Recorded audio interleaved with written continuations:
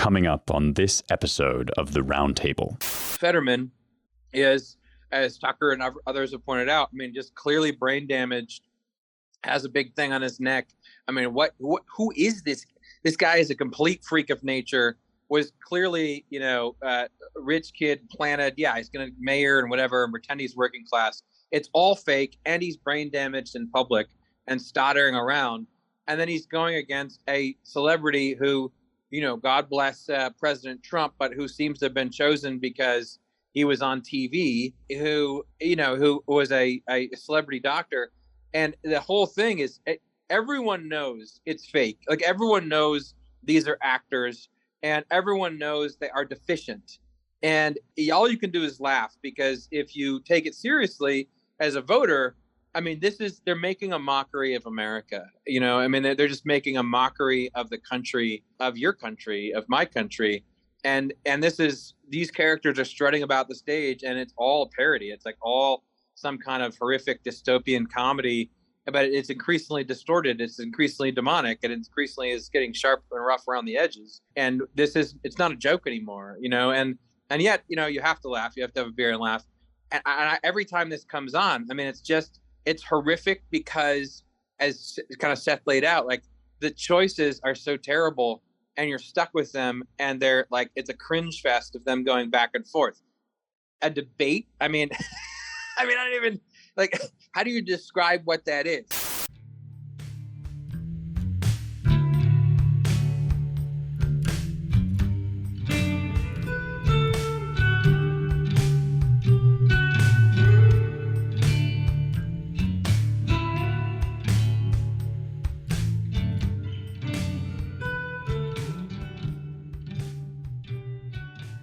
Hello, and welcome to the Roundtable, your weekly publishers and editors podcast from the American Mind. I'm your host, Spencer Clavin, features editor of the American Mind and associate editor at the Claremont Review of Books. I am joined, I was about to say as always, but not as always. We have an exciting new configuration, I guess, as usual, by Seth Barron of managing editor and editor James Poulos, but Ryan is out this week, and his vacant spot is being filled by none other than the one, the only, the great Matthew J. Peterson of New Founding and the Matthew Peterson podcast. Always fun to have Matt with us to inject a little bit of testicular fortitude. I don't know if that's a weird metaphor to use, but Matt, you can tell me whether that is a weird thing to say. Let's just breeze right on past that one and get into it. We are staring down the barrel of midterms, and the Republicans have released what's it called? A commitment to America. This is from the desk of Kevin McCarthy, the Republican leader, and it's a one-page document. It's also a website. I suppose that we await the release of the musical. But I'm looking at it here. This is a 1, 2, 3, 4-pillar platform: an economy that's strong, a nation that's safe, a future that's built on freedom, and a government that's accountable. So with their eyes on the House, I should think, the Republicans are trying to circle the wagons around some basic policy points. You could almost write this thing, I think, probably in your head. You don't need me to go through it. But the economy one is obvious. It focuses on independence, both in terms of energy and in terms of supply chains and manufacturing. Nation that's safe means both overseas and domestically. Secure the border, reduce crime. The future that's built on freedom is probably the vaguest one, notably kind of short on culture war specifics here, but that does seem to be the gesture that's being made. Advance the Parents' Bill of Rights, recover lost learning from school courses, and then finally a government that's accountable, which includes voter ID and electoral stuff, although also a little bit vague. We can get into kind of what we think about these platform points if we want to. I won't stop us. But as Tucker Carlson said, there's probably nothing in here that any of us disagrees with, because these things are typically, especially if they come from sort of establishment corners, are typically constructed to keep us from having any strong feelings about them really at all, and to keep from, I suppose, constraining politicians that have to run in, unique districts, let's say. So instead of focusing in on this document, which, again, nobody should feel prohibited from talking about it, but I don't have much personally to say about it, we thought that we would drill into one race in particular. That's right, you guessed it. Our managing editor, Seth Barron, has at last peer pressured me into being interested in the race between John Fetterman and Dr.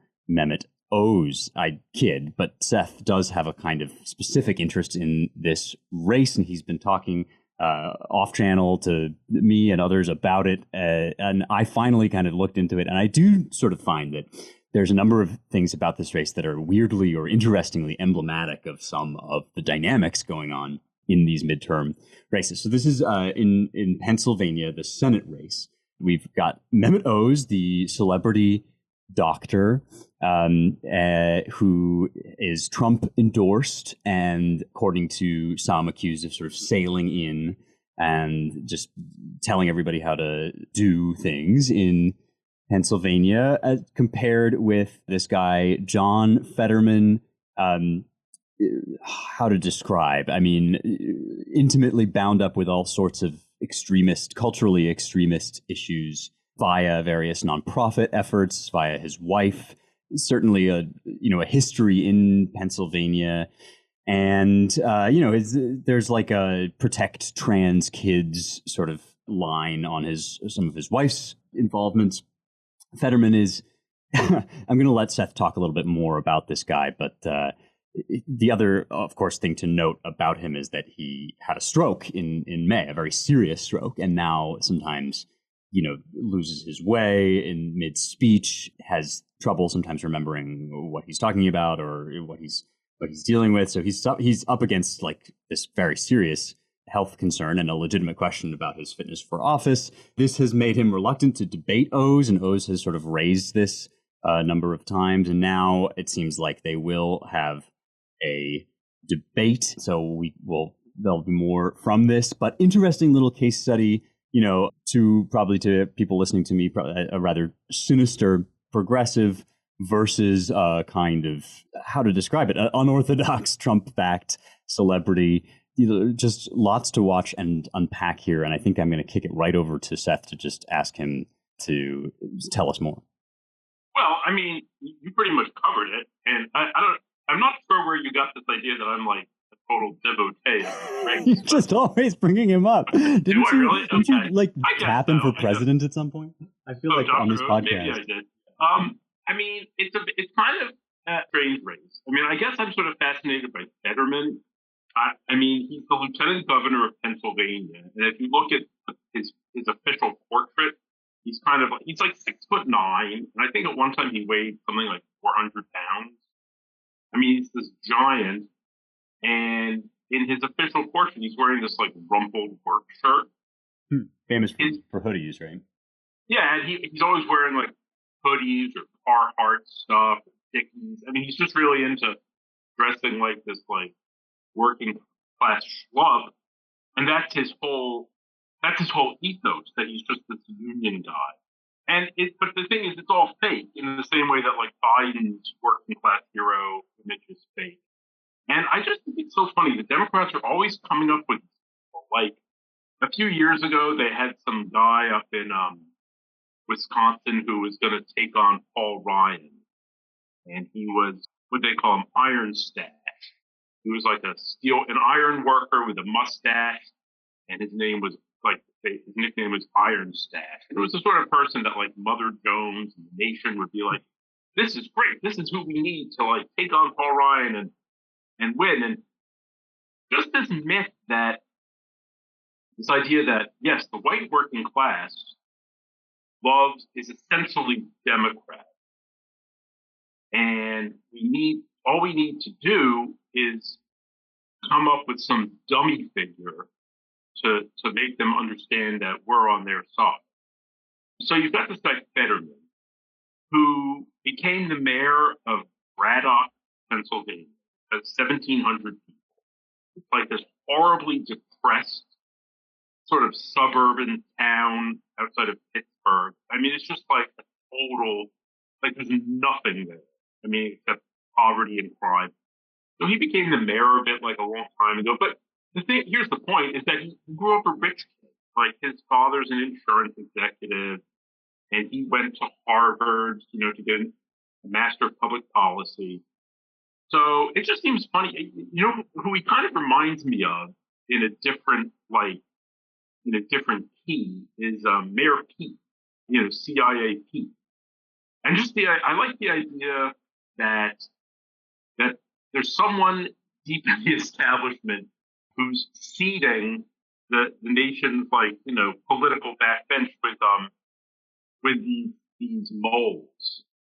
And they're like, yes, here's what we're going to do. We're going to make them mayors of small towns, and then we'll gradually move them up.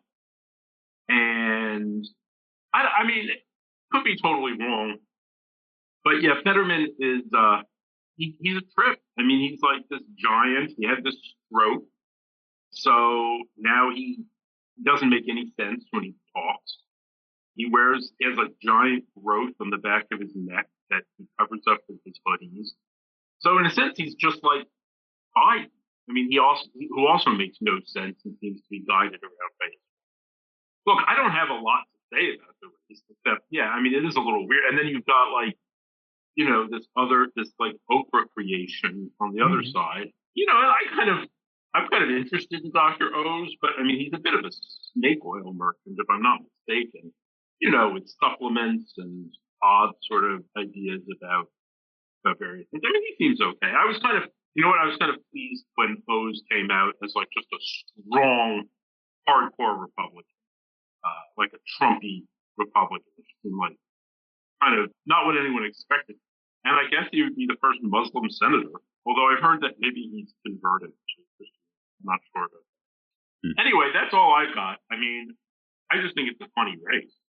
Yeah, it definitely is. I mean, it's in some ways it's like two versions of artificiality. Like the Democrats are much more like stony faced, or I guess they just they will create these cook up these people in labs and then, right, as you say, make this kind of effort to pass them off as men of the people. And Republicans have sort of a different problem, which is we do have a lot of kind of like American characters on the bench, but they also can sometimes be, for lack of a better word, like a little carpetbaggy, like a little sort of show up in the middle of some place where they have no history and come across as these showmen or as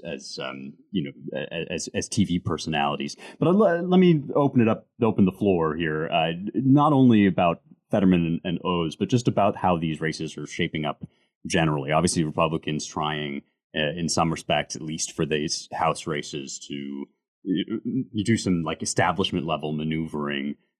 What's your guys' take on the state of the two parties as they currently stand? Gosh, I think that voters have a lot of decisions to make about what needs to be done at the party level, really from the precinct level on up, in order to wind up with an infrastructure that will deliver the kinds of results that they expect. And, there's a deeper question than that as to what it is that voters actually do expect, what it is that they think can be brought about through the practice of politics as we know it, and what is sort of embedded at this level that seems to so many people to be out of reach of the political process itself, whether that is entrenched bureaucrats or the administrative state or the restructuring or refounding of major industries and institutions. The names keep changing on the doors, and the red wave comes and goes, and the administrations sort of seesaw back and forth. And yet, entitlement spending is just going to continue to grow, and inflation is going to continue to swell so long as the money system keeps moving in the direction that it's going, with more and more dollars injected into the system. It is difficult to see how fundamental structural reforms will take place in any particular direction. other than the kind of transformation that seems to be the easiest or the most immediate for the regime, which is technological transformation, which is continuing to use corporations as the franchises of government that they are to roll people into a kind of social credit system that lowers their horizons and lowers their consumption and production and increases the balance of rewarded behaviors away from things that we're used to taking for granted in American life and toward things that are more akin to religious tests for a very new kind of spiritual order. You know, these are big questions, and in the retail politics of an off-year election, it can be hard to link one to the other, especially when, as in Pennsylvania, you've got this sort of like almost like non sequiturs, these two candidates kind of going at each other in this weird way. It does sort of feel like a bizarre world. And meanwhile, time is going by. The years keep rolling on, and we can't take too many more cycles like this without fever breaking in one way or the other. And I think that's on a lot of people's minds. And I think that the identity of the Republican Party is hanging in the balance. We'll see some indicators in November to which way things are going to turn, but it sure does seem like whatever happens, that identity is really not going to be stabilized or concretized until, at least next year, and possibly not until 2024, if then. Yeah, I have to say, of course, Seth is obsessed or so whatever. I mean, he's interested in this race because it's just another one of these shining cluster bleep moments of I can't believe this is the country I live in. And to James's point, it's sort of like this is the decline. Like, this is second world. We're a second world country increasingly. That's what you see over and over again. A decline from first into second, with third around the corner and little pockets across the country. And when you look at this, I mean, this guy Fetterman is, as Tucker and others have pointed out, I mean, just clearly brain damaged, has a big thing on his neck. I mean, who is this?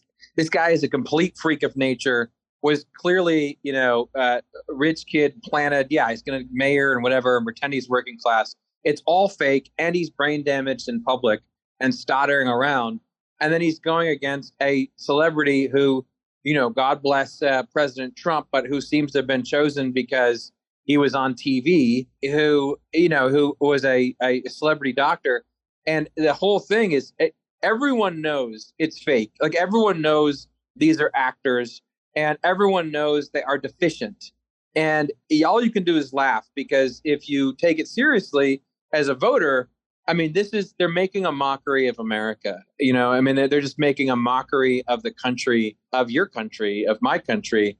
And these characters are strutting about the stage, and it's all a parody. It's like all some kind of horrific dystopian comedy, but it's increasingly distorted. It's increasingly demonic, and it increasingly is getting sharp and rough around the edges. And it's not a joke anymore, and yet, you have to laugh. You have to have a beer and laugh. And every time this comes on, I mean, it's horrific because, as kind of Seth laid out, like, the choices are so terrible and you're stuck with them, and they're like, it's a cringe fest of them going back and forth. A debate, I mean, I don't even, like, how do you describe what that is? It's like, there's no, that both of them on screen in the same place speaking would not be a debate in any rational definition of the word. It would be a kind of clown horror show. It's a horror comedy, and that's what we're facing all over the place. I think that the topic of their debate should be like, the use of homeopathic medications for, like, they should pick something from OSIS. Yeah, exactly. Like, the efficacy of prayer in preventing, like, terminal illness or something just absolutely bonkers. No, let me just add one thing, that the debate, they said that, like, the Fetterman campaign only agreed to debate, like, right before, like, the end of October or something. There's one debate after most of the votes have already been, because they have, like, voting from, like, 6 weeks before the election. Right. So everybody's going to have voted on it, or a lot of people. So it's pointless. Yeah, right. Well, to sort of like to Matt's point there, what do we mean by the word debate exactly? So much. Right. Oh boy. Well, in a moment or later on in the episode, we may discuss an election in Italy, which looks, I think, a little bit more like the kind of, actual realignment or action or sort of eventfulness. If this is like things sort of, if this is treading water until things happen, then the election of Giorgia Meloni in Italy sort of looks, as elsewhere in Italy, sort of looks like things happening to me. But first, let us take a brief trip around the world, just survey the state of things in the, as they say, the international community, because there were a few significant events that don't seem to have gotten, again, just based on a purely vibesy survey of what people seem to be discussing in the news. These do not seem to have gotten the attention they merit. One is the ongoing, shall we say, unrest in Iran, and sort of event around which this has sort of arisen is the death of this 22-year-old woman in custody on September 13th. Her name is Masa Amini. She was arrested by the morality police for unsuitable attire. That's a real thing in the Islamic Republic, as I think we probably all know.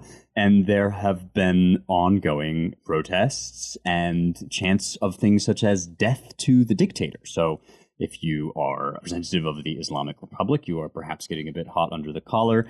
So far, at least, it doesn't look to me as if we have a full-blown revolution on our hands, but certainly not, happy people cheerfully bopping along under their Islamic regime. The regime itself has put out some statements to the effect of, this is interference from foreign agents. There's, this is a color revolution, but it doesn't, have the marks of something that's ginned up or manufactured, at least in its essence. Here's President Ibrahim Raisi, I hope I'm pronouncing that right, says, "We are saddened by this tragic incident. However, chaos is unacceptable." So that is going on at the same time as Biden is making moves to revive slimmed down version even of the Obama deal that Trump backed out of, which would raise a lot of eyebrows and worries about, a nuclearized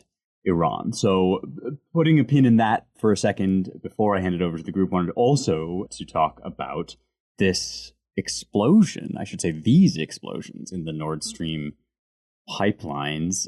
Seismologists are now saying that these are very clearly blasts. That is to say, they are not earthquakes. They're not landslides underwater. Russia-owned Nord Stream pipelines, obviously, those of you who are wondering what we're talking about, right? These are gas pipelines owned by Russia that have suffered sudden drops in pressure. And we're not getting a ton of information about how they happened, but scientists seem to be looking into it and at least ruling out some of these kind of natural disaster options. So we've been getting some reassurances from certain quarters that, there's nothing to see here, but there have been a lot of, questions about what's going on, and not least because both Joe Biden and, James told me before we started recording, Victoria Nuland, known for her involvement also in the history of American relations with Ukraine, are on record saying something to the effect of, Nord Stream 2, if Putin invades Ukraine, Nord Stream 2 will not go forward.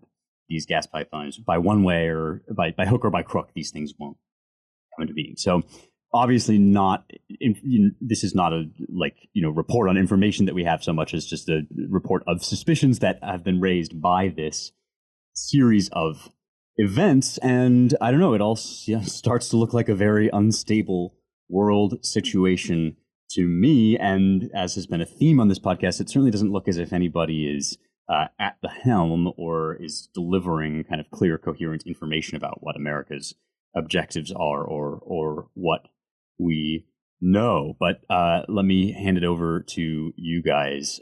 What do you make of, first, let's maybe start with Iran and what's going on over there. How should we regard this? The whole thing happened, like broke out. I've been checking Barack Obama's Twitter feed like daily just to see what he's got to say. And what he's got to say is nothing. Because this is clearly I guess it's just a major embarrassment for him. I mean, I have a theory about Obama, which is that he wants to, in the same way that like Trump and Kushner sort of had their Abraham Accords and trying to rearrange the Middle East, Obama, I get the feeling that he has like kind of, an affection for the Muslim world and a certain identification, but a strong anti-Arab bias. Like his whole perspective is like Indonesia, Iran, Pakistan, Kenya. Like he wants to shift the center of gravity of the Muslim world to the non-Arab.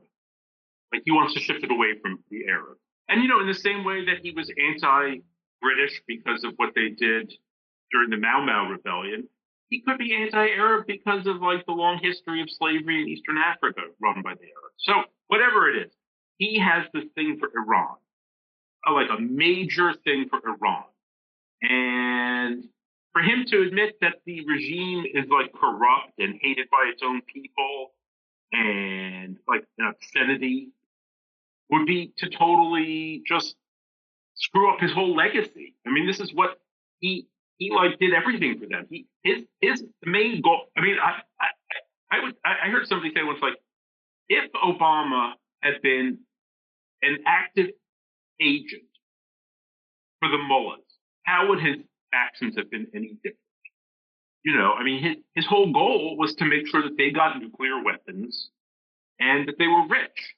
So anything that's embarrassing for them must be embarrassing for him. So he hasn't said anything about it, which would be irrelevant because he's just an ex-president, except I think he's still kind of running the country. So, we don't really see a lot coming out from the White House about it either, as far as I can tell. They're just trying to kind of keep it all quiet. I mean, it wouldn't surprise me if they're like advising the mullahs on, civil unrest and how to control it. It certainly is awkward. You're supposed to be Team Color Revolution. People make fun of this and justifiably so to a degree. But, when you're trying to maintain global dominance at a time when interest in being folded into a kind of single global regime is on the wane around the world, you have a toolkit that is at your disposal. And in that toolkit, you will find things like cyber warfare and things like propaganda, media control, and things like stirring up unrest in enemy adversary countries and trying to promote popular uprisings, basic toolkit stuff. But if the left hand is trying to restore for the nth time the quote unquote Iran deal, and the right hand is trying to make Russia and China's life more difficult by undermining its allies, then you might find yourself, from a policy standpoint, in pretty contradictory straits. And there does seem to be at least a sign or two that there is trouble in paradise, that the regime does have factions in it, and those factions do not always agree on the best course of action. And Iran seems to be perfectly positioned to exacerbate some of those tensions. It would make a lot of sense that some folks up there at the top are inclined to undermine that regime, while others are more inclined to pursue the kind of long lost Obama goal of bringing them over to, I guess, free the U.S. from having to treat Saudis and the Israelis in a certain way. Tensions. Some of this stuff is just kind of the inescapable dilemmas of statecraft, but I think it goes a different level than that, where you're starting to see some of the contradictions at the heart of our foreign policy, of our regime's view of the world and view of the U.S. within it, which is why chaos is increasing. I think you're going to continue to see sort of more things happen that don't necessarily add up. And we've got an administration right now that seems to have settled into a pattern of really not telling the American people anything and leaving it to their favored news outlets to trot out various spokespeople of sorts to do the explaining for them. And then Americans are left to decide how much they are willing to trust, quote unquote, the news, and decide how much opprobrium they're willing to bear for daring to think of such things as fake news rather than information that helps them to make their way in the world. Yeah, it's so true. I mean, I don't, how do you, it's frustrating to me because it's hard to even want to follow, but I feel like I have to follow it because these idiots will cause World War III for real. And they're dangerous, they're malicious, and they're just ignorant. And then, as James wisely points out, it's not like it's all in agreement, but you don't know what's going on anymore. And, you know, intelligent people who know things, you know, you're just, it's turning more Soviet every day, where what happened to the gas pipeline is a good example. I mean, things don't make logical sense anymore. The framework has melted down. And so you can't make sense of what's happening according to the old decoder rings. And in the meantime, you're not being told really much of anything. And you have a media that is a regime-run media. And so I think that people need to, the experts, I mean, they need to be thrown out. The whole foreign policy is one of my worst favorite parts of all of the, you know, the policy sectors. The foreign policy stuff is just hateful, horrendous, and it should all go. And that all needs overhauling. But for regular people, I think, and everyone else, there is an aspect of this where you can't control what's going on. You can't even know what's going on. So you need to channel that. If that translates to you to anger or anxiety or whatever the feeling is, you need to just port all that into, how do I make myself better? How do I make my family better? What do I do in my personal life to make myself stronger and more anti-fragile? Because I don't want to get apocalyptic, but it's not necessarily apocalyptic, but it's very clear that this crap is going to get way worse before it gets better. It's not a fun time at this point. What they're doing and what they're not doing and how things are herky-jerky moving around. You know, there's I said today on Twitter, there's not going to be a lag time anymore for consequences of idiocy or malicious action. We're moving into a period where, you know, the consequences for our idiocy or our bad policies are going to start showing up like that, you know, right away. And that's not going to be fun. And you can just see what's developing. I mean, you can see it unfolding like the slow motion disaster that it is. And the consequences are going to be real. Like, people really are not going to have heat. You know, you keep pushing a nuclear power over and over again into the corner and shaking the cage and thinking that's cool. It's like, how could we start a nuclear war? Like, what's the best way to go down that path? Half the time, I think that's where we're going as well. Now, we're not to DEFCON 5, but we're moving in that direction. Everywhere you look, you see this kind of escalation. And, you know, for the sake of your own sanity, it's like, be aware of those things, but there's only so much most people can do about it. So, you know, channel that energy into, you know, making your own situation better. You know, it's funny about the nuclear war. I've seen a few threads here and there saying, like, you do realize that in a nuclear war, population centers will largely be left alone. And estimates are that at most 30 million people die. Fallout is really only bad for the first few days. So why be scared of nuclear war? I mean, it almost, I mean, I don't know if this is really coming from somewhere, but it feels like they're sort of trying to prepare us. Like, you know, don't worry so much about it. It's just another weapon. Dude, I'm so glad you brought that up. I mean, they're already saying this. I mean, I have been, on the other hand, like, going to what are the best case, like, credible sources for, you know, the nukes and whatever. Let me just say, it's to me, it's always been a miracle.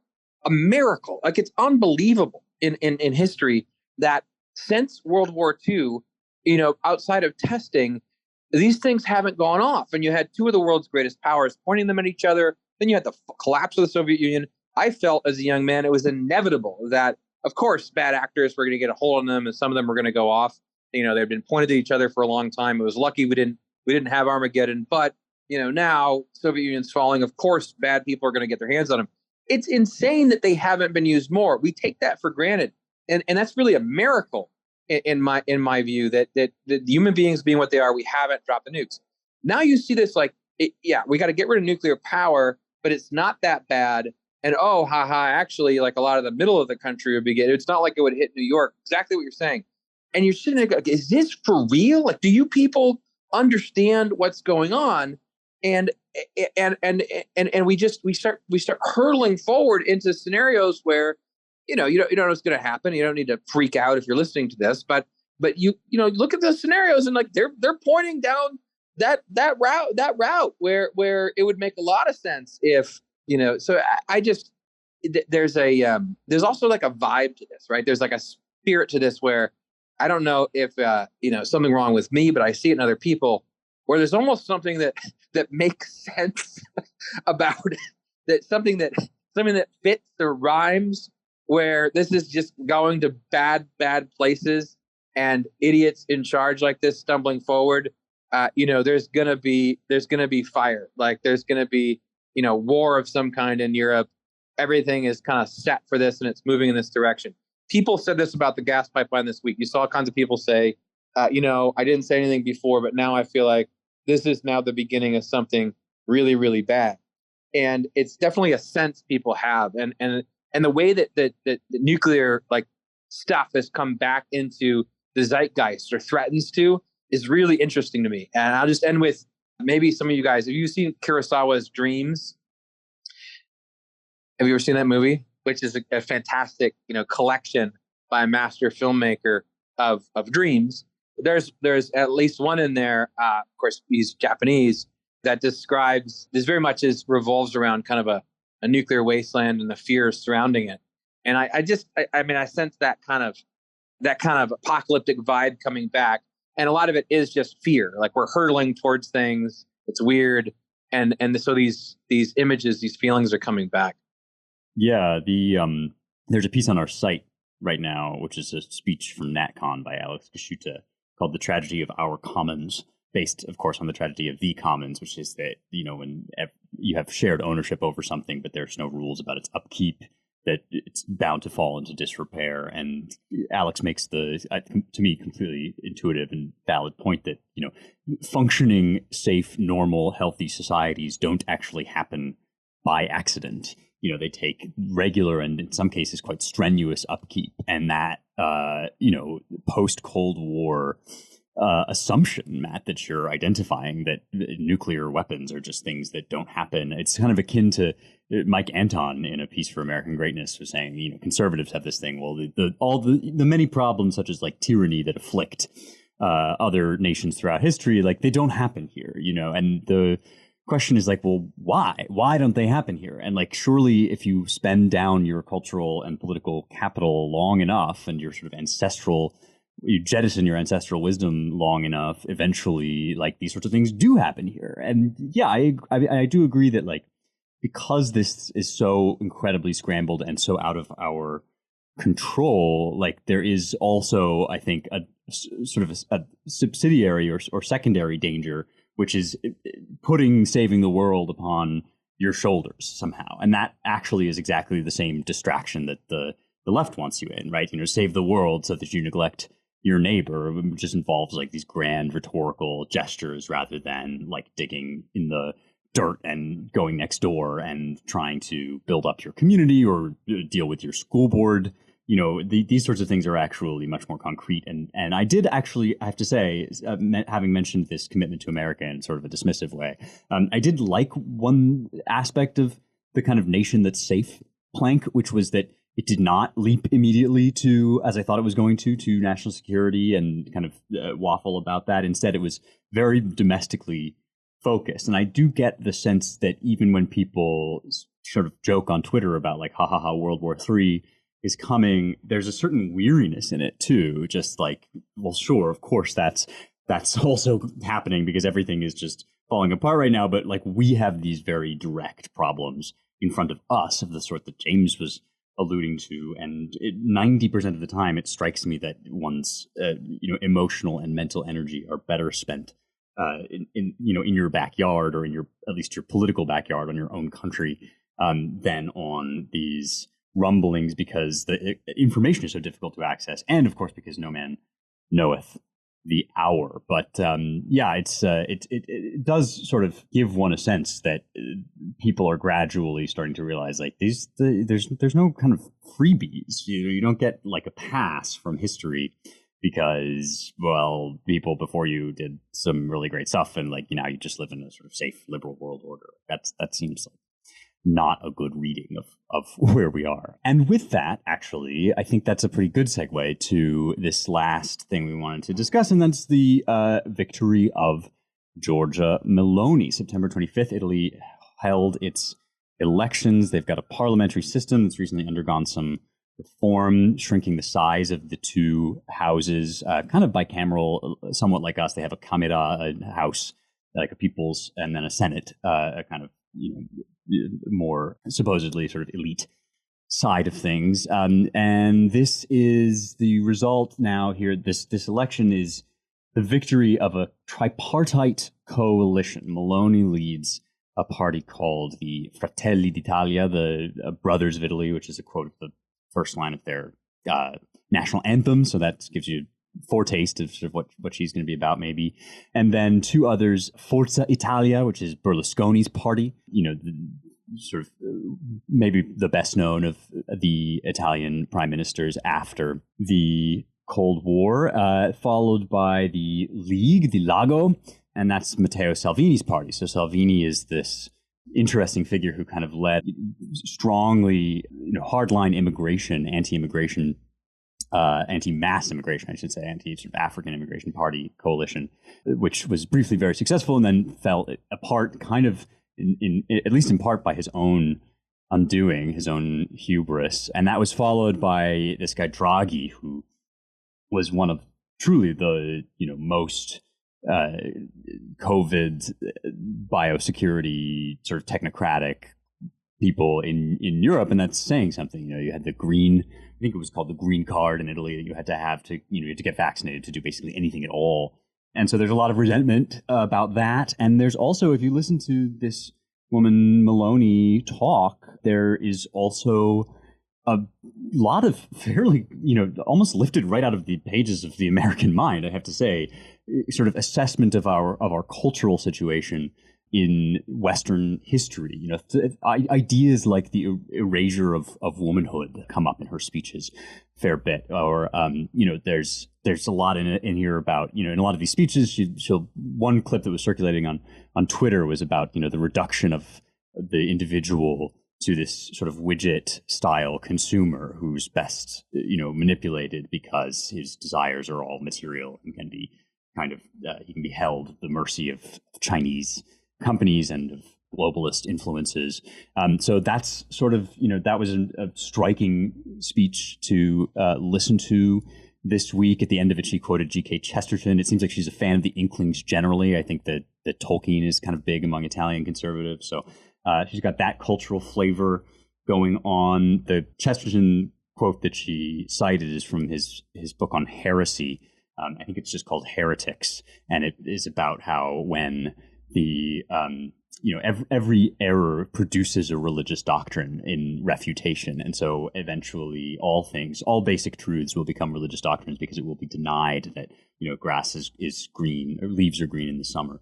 And so she cited that, and anyway, all of this is, of course, being portrayed in American press, less so in Italian press. As you remember, if you loved the greatest hits of Joe Biden's speech about semi-fascism, then you'll love post-fascism, which is the epithet, but also the, in some universe, the descriptor that you can apply to, a lot of conservative parties in Italy, just as you can apply post-communist or even communist to a lot of liberal parties, leftist parties in Italy and in Europe generally. So there are some sort of historical ties here between Mussolini and the Italian right, of course, but this is something which really does not accurately represent, I think, what we're talking about. I really liked Maloney's answer to a question about this.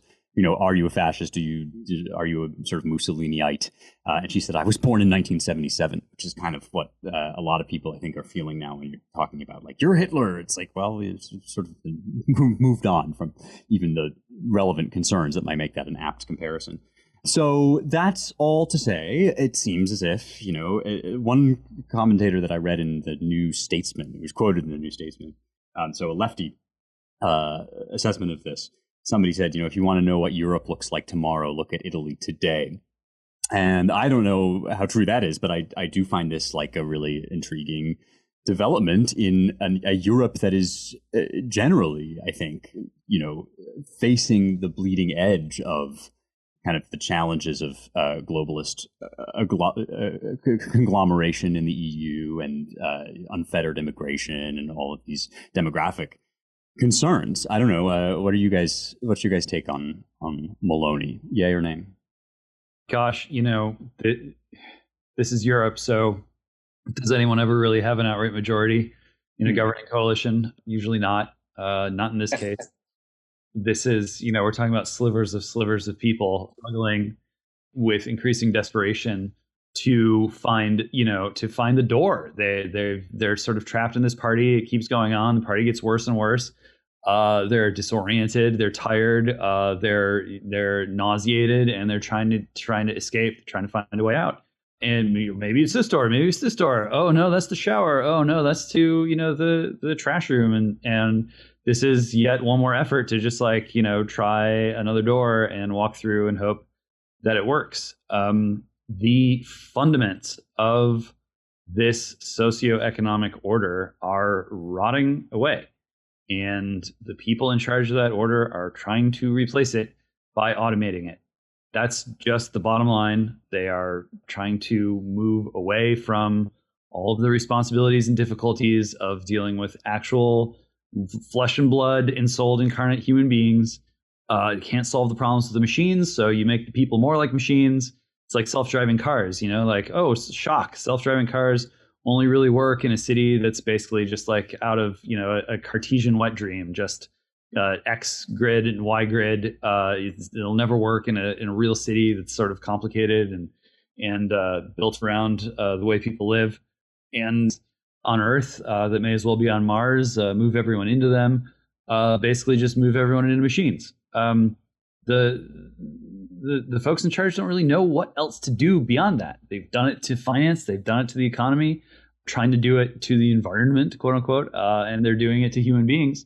That's what's on offer. And it's not clear to people politically where to turn for answers to that problem, because ultimately this is a spiritual problem. Ultimately, this goes down to fundamental ultimate wagers about what it means to be human, and just kind of, spinning the roulette wheel of these, minor parties in Europe, hoping that you can cobble together a major coalition. It's hard to be very sanguine. It is not very exciting to see somebody stand up and say, hey, men and women are real, the family is real, God is real, the people is real, the country is real, and that's what we're fighting for. Number one, just that those things even need to be sort of fought for, that there isn't some other thing to be talking about. That is a warning sign. And then, of course, for the charges to come out, oh, well, that's fascism. And then when you point out that it's really not fascism, then it's like, oh, well, it's fascism adjacent. And then, this litany of overproduced experts gets trotted out to say, well, if you look at the history, the right has always been this kind of informal alliance between fascism and people who are willing to pal around with fascists. And it's supposed to be blurry, and they're code switching. And it's whatever it is that they want to say that it is in order to get to the bottom line of these people are evil. That at the end of the day, the people is evil. Male and female is evil. The human being, the given incarnate and ensouled human being is evil. That's where this is headed. They've kind of run out of other things to talk about. The more that you mechanize and automate things, the more boring they get. And the more of life that's claimed by these automating processes and these simulating processes, the more people get bored. the less they see the point of being human, and the more this kind of ultimate conflict seems to come to a head. Well, guess what? We've been there before. We've seen communism has been around for a long time. Fascism, what's left of it, has been around for a long time, and both of those movements very much have to do with the automation of human life and the attempt to integrate the life of the human into the life of the machine. And what we've seen already several times is that you push that project as far as it will go, and you get automated war. You get mass destruction, mass slaughter, transformation of human beings into fodder for machines. And so, we really shouldn't have to learn that lesson yet one more time, just because the machines look different, do different things, and now they're even more awesome, and now they make you soy face more, and now they promise to even harder to take all of your troubles away. And it's like, no, actually, you're stuck with your human being, and it's going to be a long and torturous road, I think, for people to come around to an understanding that there is no running away from our humanity, there's no substituting for our humanity, and that as important as it may be to organize people who still have a sort of inherited understanding of these things into large-scale political movements where there's an opportunity for those to make a difference, large-scale political movements on their own are not going to save us. Political parties are not going to save us, especially ones that can't command a majority in democracies or under a Republican form of government. So, on the one hand, very frustrating and kind of a bummer. On the other hand, what did you expect? Welcome to Earth. Things take time, longer than you want them to, and a people that has lost its sense of patience amid its grasp of urgency is going to be disappointed time and again. It's going to be a long, protracted undertaking to reclaim and refound and refresh and renew what it is that has to be foundation of a physically and spiritually healthy human life. Yeah, well, I certainly agree with that one. That was a great verbal essay on the problem and where we are. And I guess to echo that a little bit, I think the problem is if you're in the shallow washing machine rhythm of the news cycle on this stuff, there's kind of a rah, this is great. And it is great. It's a sign of life, at least, this prime minister. I don't know fully about her. I'm curious. Chris Caldwell had something interesting about her a while back. Curious to read that. I haven't. I don't really know much about her. But you immediately saw these clips on social media where she's saying things that make a hell of a lot of sense. As Spencer said, like ripped out of the pages of the American mind. And then you see the response calling it, fascism. But I think you can't lose heart. You see the signs of life here. On the other hand, as James is saying, this is a deep problem. It's a long problem. It's not clear to me even who she is or what she's about.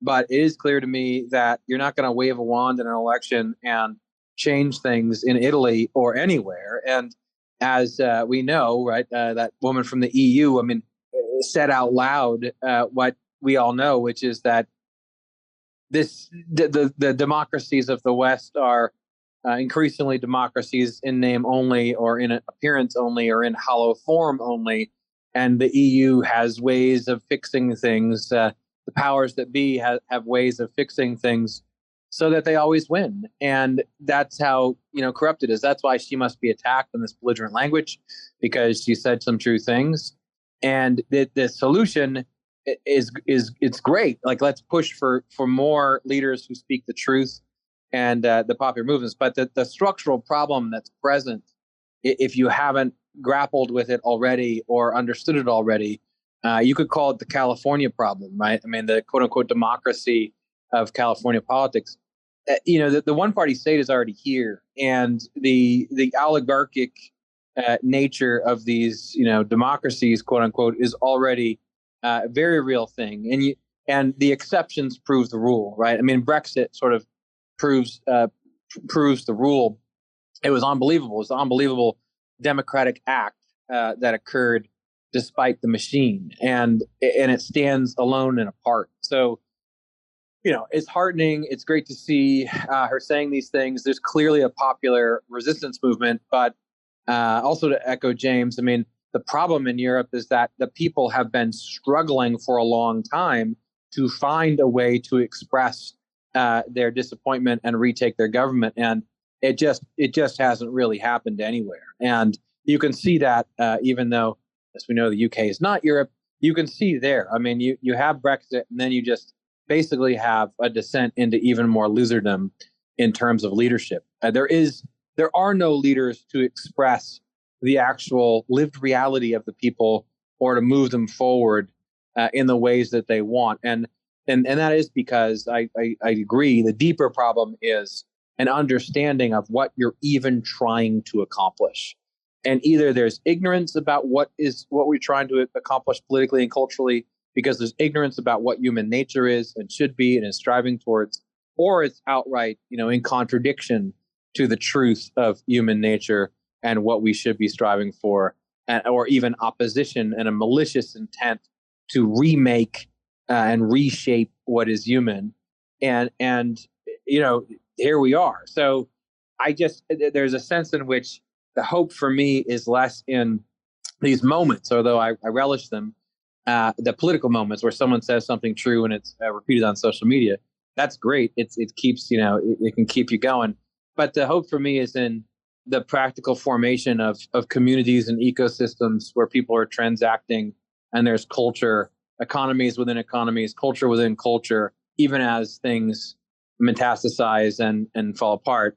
The more that we're focused on that positive task, the better. And I think there's still plenty of people who hearken to the words of the new prime minister, but we need to act on them in regions, digital and physical, geographical alike, and that's where the real hope is. It's don't tell me what conservatism is. Tell me what it does, and what are we doing to foster this for real. And there's a lot of hope in that. Just to end it, I mean, for me, there's a lot of hope in that, because that's something that you can do.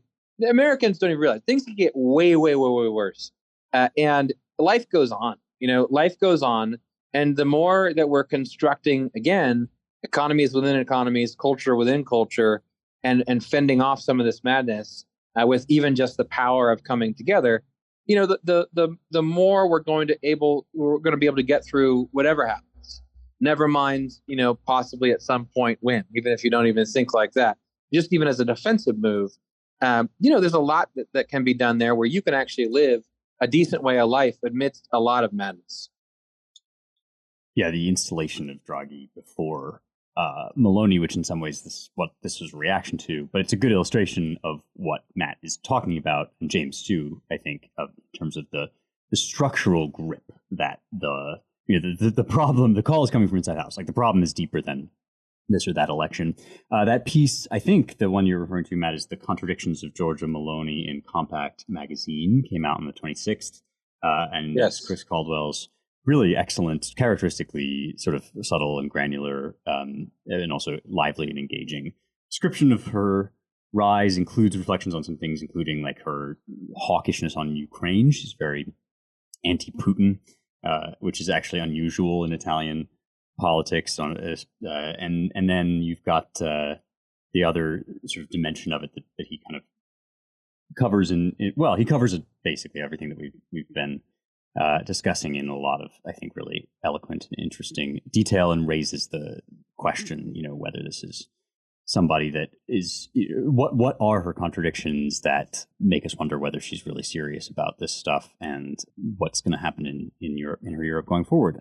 And with that, we need to close. So I will thank you all for listening to the Roundtable. If you want to learn more, visit our websites at AmericanMind.org, Claremont.org, ClaremontReviewOfBooks.com, and our DC-based Center for the American Way of Life at dc.claremont.org. Now, if you want to explore more about what Matt was talking about in terms of investing at a community level, at a life-specific level, in economies within economies, cultures within cultures, you can check out his organization, New Founding, at newfounding.org.